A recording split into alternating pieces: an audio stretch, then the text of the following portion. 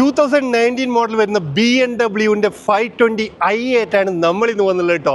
അത് 2019 മോഡലാണ്. Full on വേണ്ടവർക്ക് ഫുൾ ഓണിൽ എടുക്കാൻ പറ്റുന്ന ഒരു കിടിലം വാഹനം. സൺറൂഫും റിവേഴ്സ് ക്യാമറയും സെൻസറും എല്ലാം അടങ്ങുന്ന ക്രൂയിസ് കൺട്രോൾ എല്ലാം വരുന്ന ഒരു അടിപൊളി വാഹനം.